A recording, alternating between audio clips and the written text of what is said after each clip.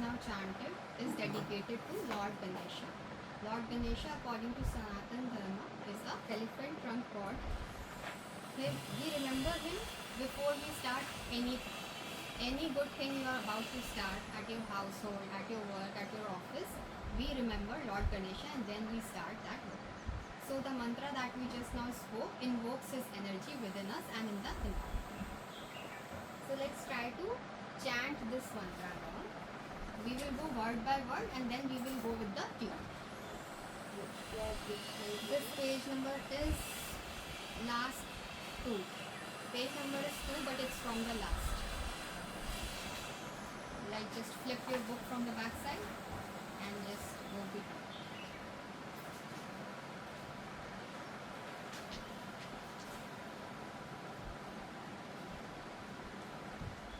So you can consider the English ones. ऊपर Sanskrit है, this is Sanskrit, this is English, and then the meaning goes on. Okay. First word, Shri. Vakratunda. Mahakaya. Suryakoti. Samaprabha. Shri. Vakratunda. Mahakaya. Suryakoti. Samaprabha. Nirvignam. Kuru me deva sarv kareshu sarvadha. Okay. Now let's try to understand the meaning of it, then it becomes more easy. So Vakratunda means curved trunk. Like you can see in the statue, he has a curved trunk. Vakratunda. Mahakaya means huge form. Maha means huge. Vakratunda, Mahakaya. Surya we all know means sun. Koti means billion. Sama means equal. Means the trunk god who is having a huge form and is as equal to billions sun. Prabha means splendor.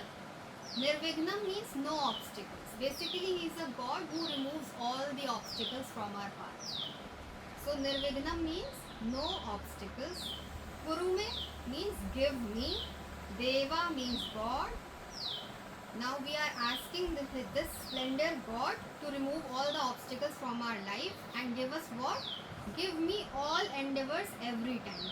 Kurume means give me. Deva means God. Sarva means all. Kareshu means endeavors. Sarvada means every time. So, O Lord Ganesh, you are having a curved trunk and a huge form. You are equal to billions of sun. You have splendor. Please remove all the obstacles from my life and give me all the endeavors every time. So, this is the meaning of this mantra. Let's try to do it with tone this time. Shri Vakratunda. Mahakaya. Suryakoti. Samaprabha. Nirvignam. Kuru me deva. Sarvakareshu.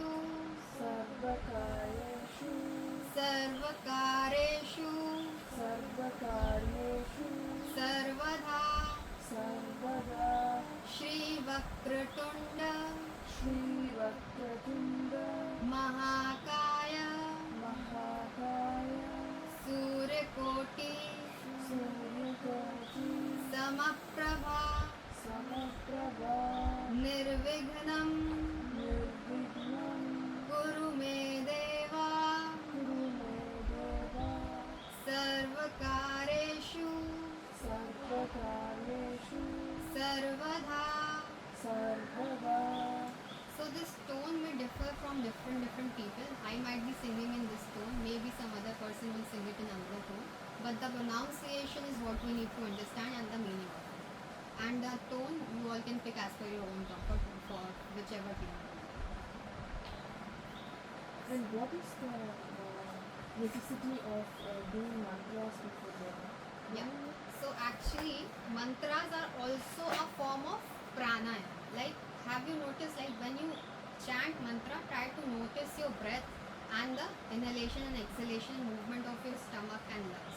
When you do pranayama, there is a certain form in which your breath patterns work, your organs starts working. Similarly, when you chant mantras, your stomach, lungs go in a certain form. Some mantras and words are there that you need to hold for a long. Like there is one mantra which will come afterwards. You will be able to notice that more in it. So it works as a kind of a pranayama. It opens up your system and energies to receive more, to become more receptive. And also, there are many sages who have worked all their life to give us all this. And this is also for Patanjali? No, no. Patanjali Yoga Sutras are completely different. So the sages who have worked throughout their life on this, and we are lucky enough that we are getting to know this in that truest form. So we try to go down to them. So that's why also we do mantras before yoga. We try to remember their work. We try to go down to their hard work and the path, and we request them to always keep us in this path of purity and let us lead us to moksha. Like when you try to do something on your own, sometimes you might feel it will be difficult. But if you get a support of something or someone or grace, it could be your grandparents in your life, it could be your invisible energy, which people call God, universe, the things become easier for us. And sometimes it does happen that we can't control or resolve things on our own. Some higher energy do interfere in our life and takes over and does the work for us. So it's just that we go down to that supernatural power through these methods. So the next one is, in this we are remembering each and every sages who has worked on this path of yoga, moksha, mukti. They have themselves reached to that height and have led us a format through which we can also reach to that path. So this mantra is Gurur Brahma, Gurur Vishnu, Gurur Devo Maheshwara, Gurur Sakshat Param Brahma, Tasmai Shri Guruve Namah. So Guru, go for the English one, second para. Guru, Brahma, Brahma, Guru, Guru, Vishnu, Vishnu, Gurur Devo Guru Devo, Maheshwara, Maheshwara, Gurur Guru, Sakshat Sakshat, Param Param, Brahma, Brahma, Tasmai Tasmai, Shri Shri, Guruve Guruve, Namah.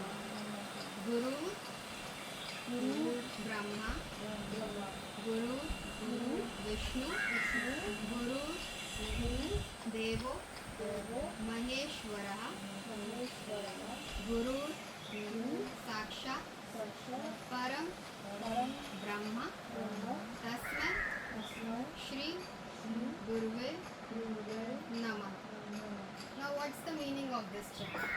So, we are saying to the teacher, to the sages, to the ones who have worked on this path, you are the creator, you are the preserver, you are the destroyer. So, in our Sanatan Dharma, Brahma is the god which is known for creation. Like we assume or we believe that he is the one who has created this whole universe. It is also said every time he breathe in and exhale out, with every exhalation he exhale out a universe. That's how he creates universe. But his inhalation and exhalation is very slow. Like his one day and one night is the whole cycle of the earth in which all the yugas take place and gets destroyed. With How long is that? like this long. Like earth has 4 yugas: Satyug, Treta Yug, Kali Yug, Dwapar Yug. So all these yug, while he is in his day, all this yug takes place, and while the night comes, there is a time where earth gets destroyed also, and it gets formed again. So by the night come, that's how long his day and night is. So So yeah, the format of time differs from universe to universe. So here we are saying to the Lord Brahma that you are the creator. We are saying to the Lord Vishnu that you are the preserver. So Vishnu is the one who preserves, who manages the life on earth. And Maheshwara, the Mahadev, the Shiv is the destroyer. It's said that whenever the destruction has to take place, he opens his third eye and the destruction could take place. So we are remembering these three major lords of Sanatan Dharma. The teacher is creator, he is preserver, he is also the destroyer. He is the source of the absolute. Everything comes from them, everything goes into them. So he is the source of the absolute. मैं अपने सारे कर्म, I offer all my effort to this great teacher. Whatever I am doing throughout my day, I am remembering and offering all that my karma to these lords. And I go down to him, salutations to him. So this Samanta, what did you say?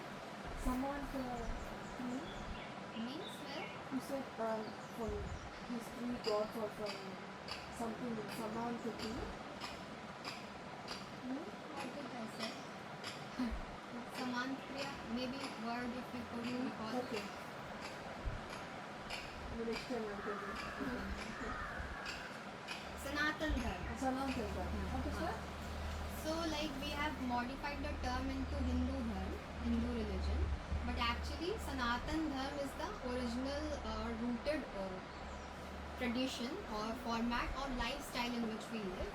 So Sanatan Dharma, Sanatan Dharma Sanatan says Dharma. that we worship the sun, we worship the moon. You can destroy our temples, but how will you take down the sun? How will you take down the moon? We worship the five elements. We worship the air, water, soil, है ना? Space, fire. So you can take down the materialistic thing from us, but you cannot take down the natural existing things which are out of your consent and concern. So that's what we worship. That's what Sanatan Dharma is all about. So yes, this was the meaning of this mantra, and also what is the term Guru means. That is also a very interesting thing. Every time in Guru Purnima, we remember our Gurus.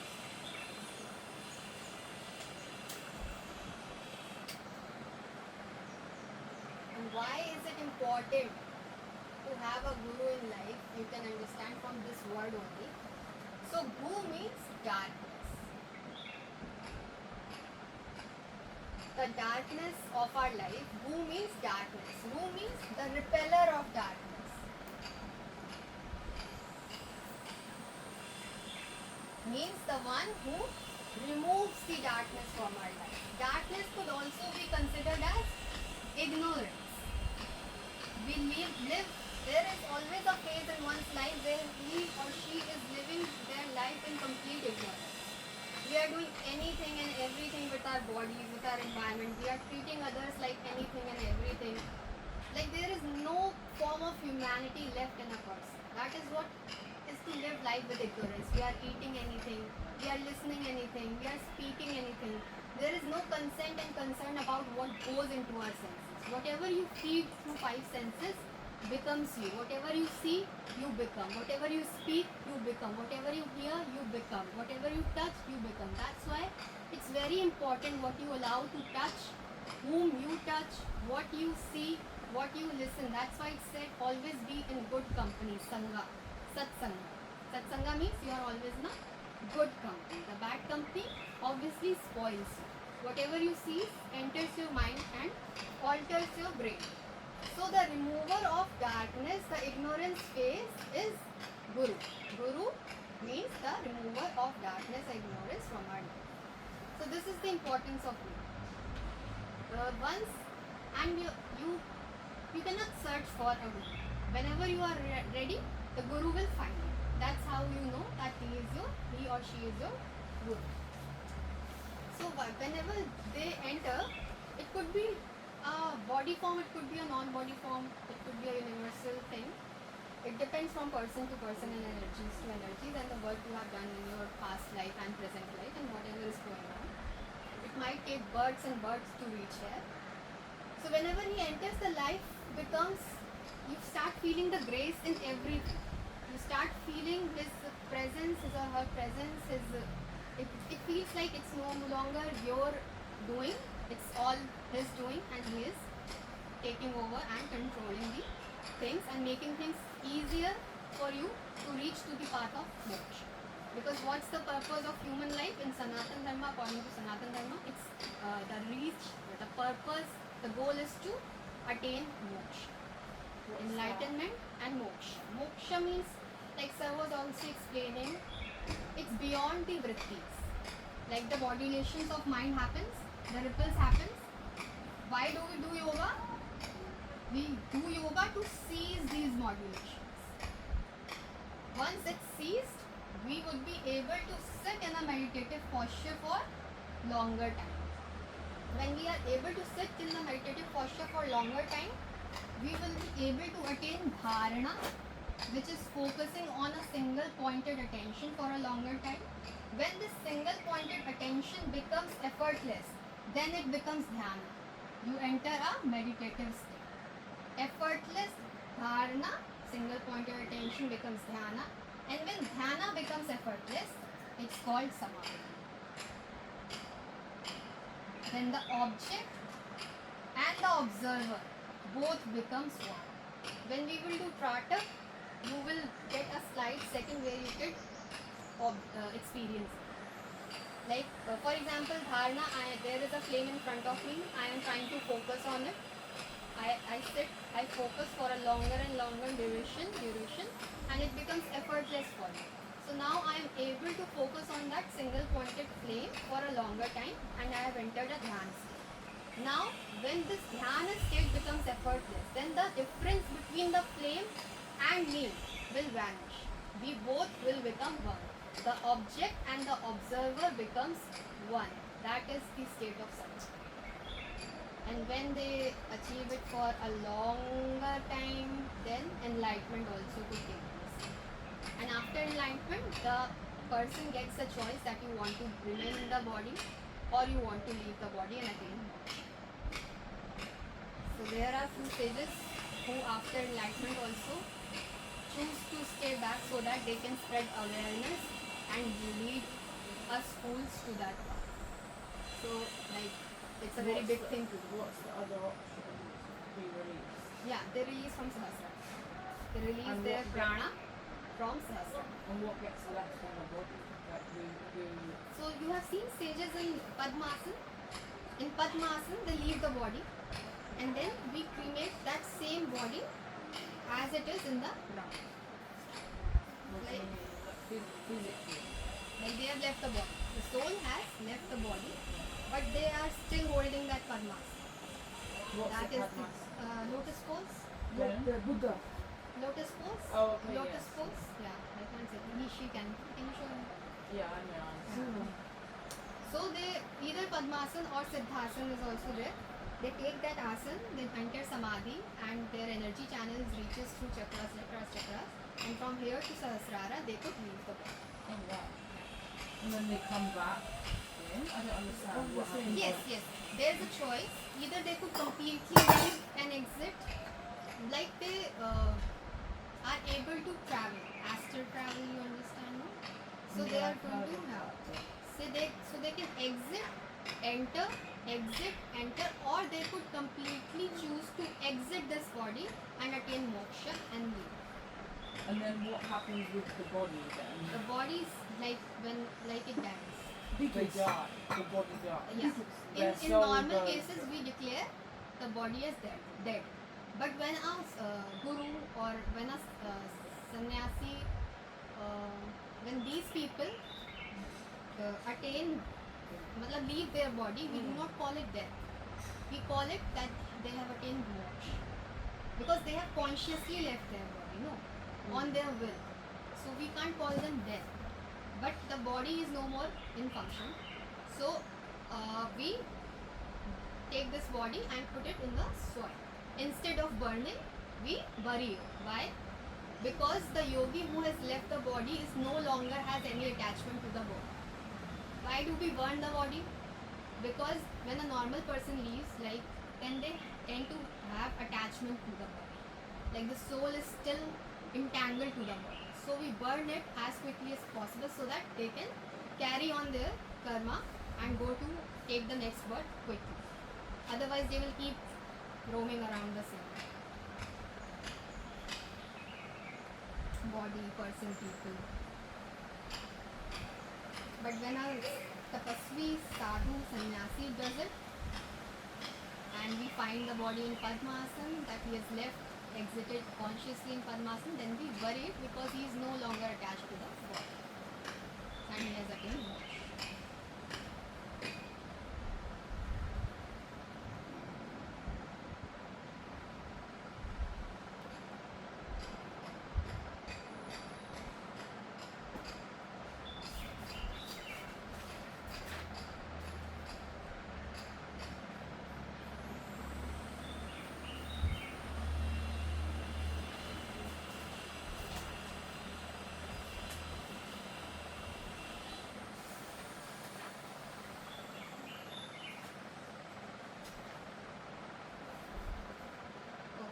Let's try to do this mantra.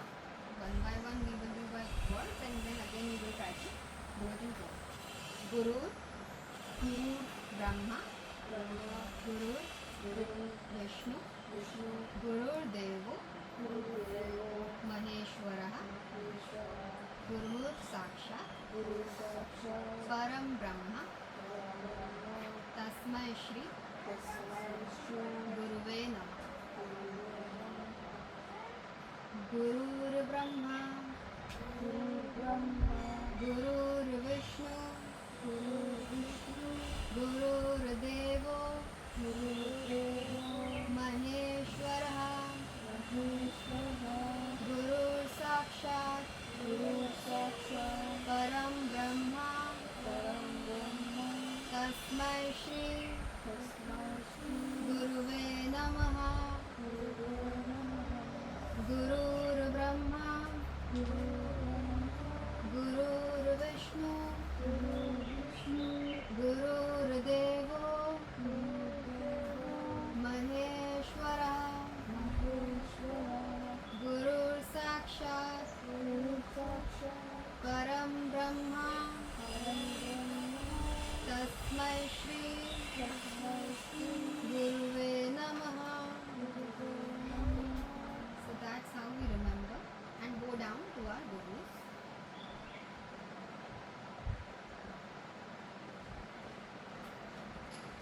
The next is the one which we can also say before eating. So it goes like Om Sahana Bhavatu Sahano Bhunaktu Saha Viryam Karvavahi Tejasvinavadhitamastu ma vidvishvavahe. Om Shanti Shanti Shanti. Now while pronouncing this mantra, observe your stomach nicely. Stomach, lungs, breath. So goes the first word Om Saha Na Bhavatu Sahano Bhunaktu Saha Viryam Karva Vahi. Saha Saha Viryam Karva Vahi. Tejasvi Na Vadhi Tamastu Mavit Visha Vahe.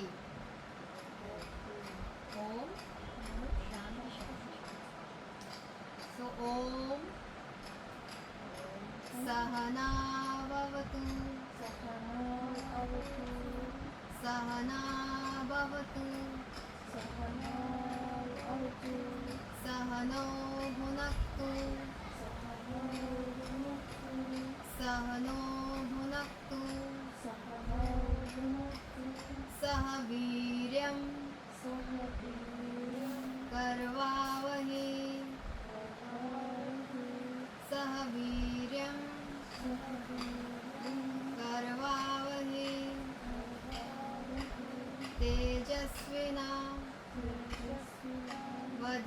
Apitamasthu Apitamastu Mavik Mavik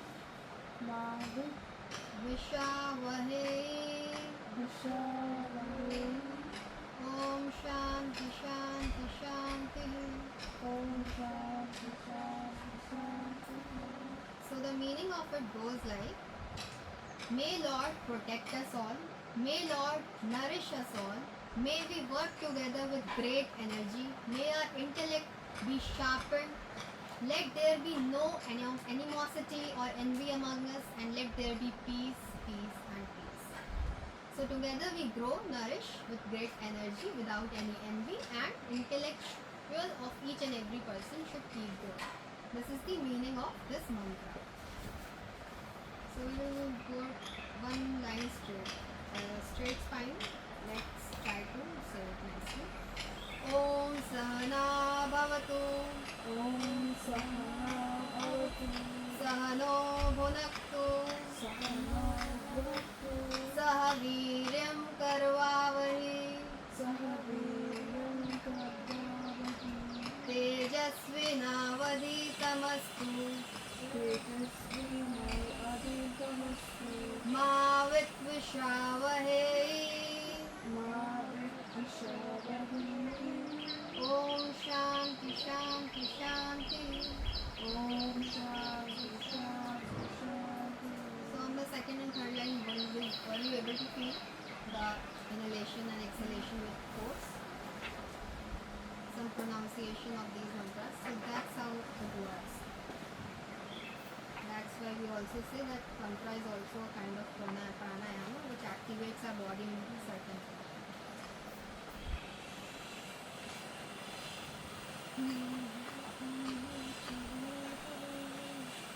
These are all designed only for yogas. Yes, these are all. Only You can yogis. use it. No, you can use it throughout your day also whenever you feel like.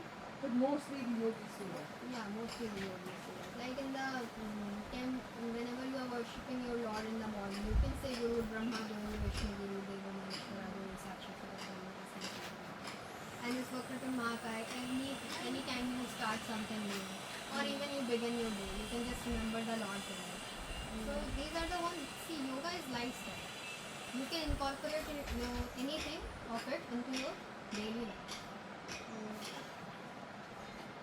And this one, Sehna Bhavatu, you can say before eating. Before eating, Bhiksha hall में आपने खाया होगा ईशाश्रम में. They used to say this mantra. Yeah.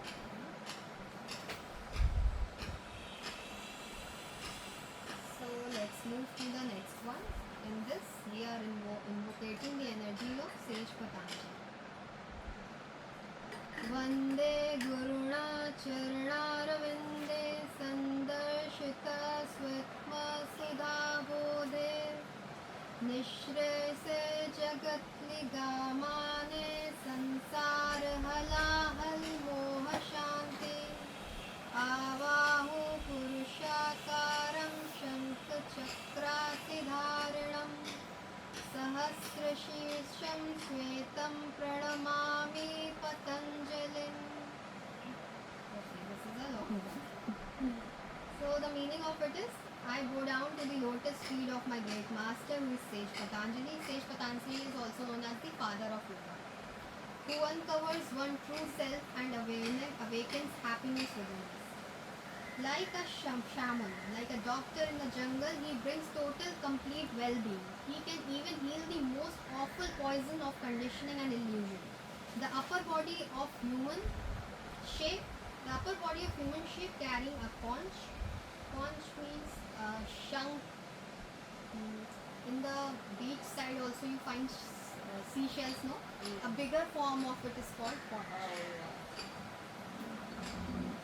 A discus of wheel and a sword, having 1,000 bright heads, I bow down to that sage Patanjali. Like they explained the form of him, and while explaining the form of him, they are bowing down to sage Patanjali. So the word Vande means I worship. Guru Nam means the supreme Guru. Vande Guru Nam Charanaravinde means I bow down to that lotus feet of supreme Guru. Sandarshita Swatma Sukha Bodhe. Sandarshita, at vision revealing. Swatma, true self. Sukhava, happiness. Bodhe, knowledge. Realizing the true self happiness of that knowledge at your lotus feet. Nishresa, beyond better, without comparison. मतलब there could be no better place than this for me. Jangalika Mane, jungle doctor, Saman, who are currently famous as the word Saman. Means Amane is doctor. नहीं, Jangalika means jungle. Jangalika. Yamane. Yamane means doctor. Samsare, conditioned existence. Halahal means poison. Moha Shanti, peaceful resolution. Avahu Purushakaram, all bodily limits having the form of a man. In this form of a woman or man, that I have got all these bodily limbs. Shankh Chakra Siddharanam, conch cell, wheel of life, sword of discrimination. A guru is the one who never discriminates from person to person. Like he will be equanimous to all. That is what a guru is. He will be a father or she will be a mother to all equally and in the same way.